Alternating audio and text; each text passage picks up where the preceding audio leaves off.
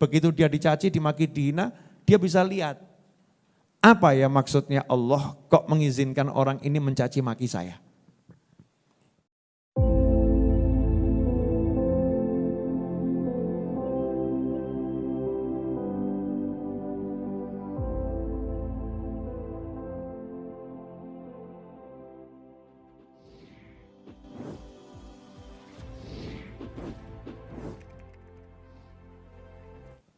Orang ini mencaci maki saya atas izin Allah.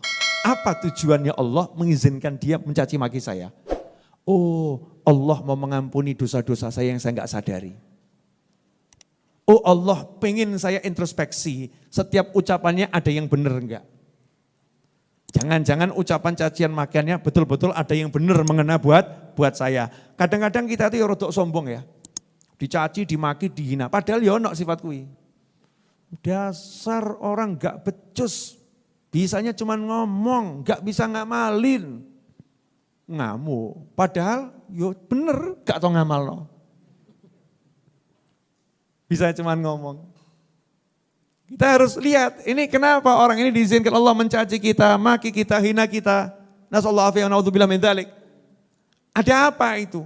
Oh cek, oh tadi saya subuh telat. Oh subuh telat. Makanya orang-orang soleh itu kalau dicaci, dimaki, dihina itu menikmati.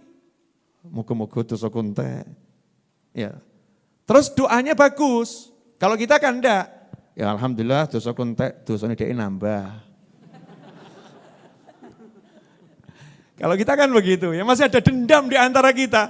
Dosaku habis, alhamdulillah, oh dosanya dia nambah. Itu kita, orang-orang soleh enggak. Dosaku habis karena dia. Masa aku doakan dia masuk neraka? Enggak mungkin. Ya kan kita ingat masih satu orang soleh, Ibrahim bin Adham yang dipukul kepalanya sampai berdarah. Dipukul kepalanya sampai berdarah. Kemudian yang mukul itu baru tahu kalau itu seorang ulama besar. Akhirnya minta maaf, maafkan saya. Ya maafkan saya. Ulamanya mengatakan, kalau kamu bukan saya maafkan. Terus gimana? Udah tak doain masuk surga. Di atasnya maaf, saya doakan masuk surga. Kaget tadi yang mukul. Loh kok bisa? Saya tadi mukul Anda, waktu saya pukul Anda doakan saya masuk surga. Iya. Lah kok bisa begitu bagaimana? Nah gara-gara Anda tadi saya punya kesempatan untuk sabar. Saya mau praktek sabar belum ada partnernya. Mau praktek sabar belum ada partnernya. Tadi waktu Anda pukul saya bisa praktek sabar. Sementara Nabi bersabda, wasobru thawabul jannah, orang sabar itu nanti dikasih balasan minimal, keadilannya, balasannya adalah surga. Jadi gara-gara kamu pukul saya bisa sabar, kemudian saya dapat surga. Masa saya balas kamu neraka? Enggak mungkin. Makanya saya minta sama Allah, ya Allah saya masuk surga gara-gara dia. Tolong masukkan dia juga ke surga. Elok tenang. Masya Allah. Mirip jenengan? Mirip kita. Nah, ikhwani rahimakumullah. Nah, ini yang bisa begini nih, orang yang punya ilmu. Betul-betul menyaksikan la ilaha illallah. Jadi bukan cuma kalimat aku bersaksi tidak ada Tuhan kecuali Allah. Itu bagus. La ilaha illallah bagus. Banyak diucapkan nanti bisa jadi sesuatu dalam hati. Bisa bercahaya hatinya. Tapi orang yang punya ilmu bukan sekedar di mulut.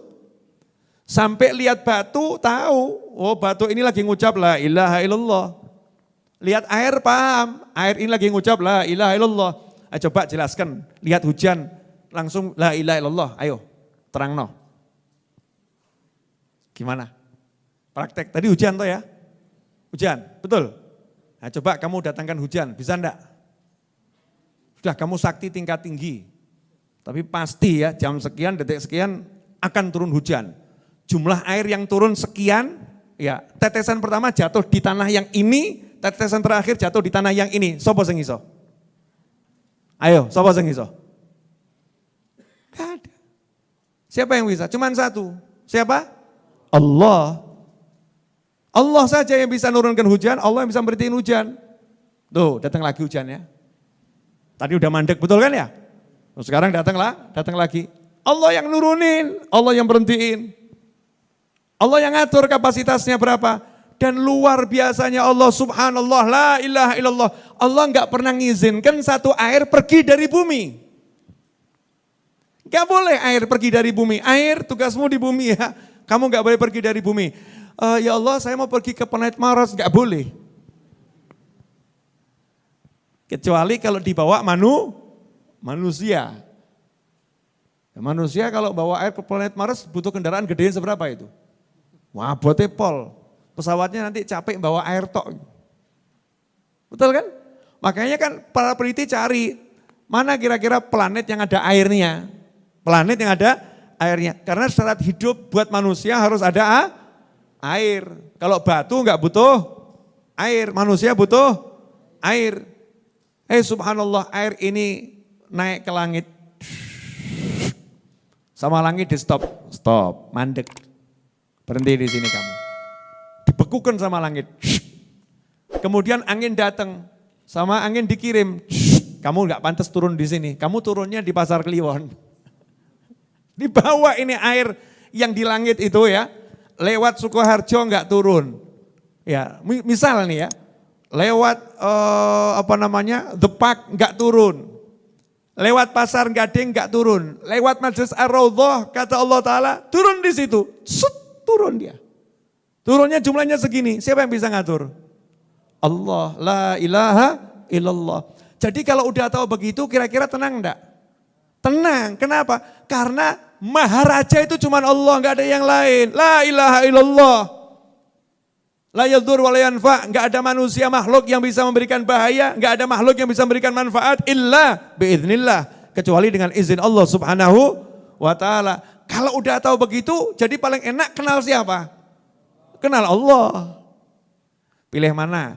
Kenal Ustadz Iis atau kenal Habib Novel? Untuk Majelis Ar-Raudhah loh ya. Pilih kenal Ustadz Iis atau Habib Novel? Ya, kalau kenal Ustadz Iis diajak zikiran wiritan tok. Ya, kenal bagian dapur plus diajak makan. Betul kan ya? Kenal Habib Novel diajak makan, diajak zikir, diajak wirid, diajak macam-macam yang banyak. Ngobrol ini dan lain sebagainya. Pilih mana? Kenal yang bawa rezeki atau yang ngasih rezeki? Kenal kurir atau yang punya gudang? Pilih kenal kurirnya atau yang punya gudang? Yang punya gudang, tapi jangan lupa kalau mau kenal yang punya gudang, kenal kurirnya dulu. Mau kenal Allah, kenal ulul ilm. Mau kenal Allah, kenal yang punya ilmu, yang bawa ilmu ini kamu kenali. Kalau udah kenal yang bawa ilmu, nanti yang bawa ilmu akan ngenalin kamu ke Allah. Kalau udah kenal Ustadz Iis, nanti Ustadz Iis akan ngomong, Habib ini fulan, dikenalkan ke saya. Kalau kita kenal wali-wali Allah akan mengatakan, ya Allah ini hambamu fulan ya Rabb.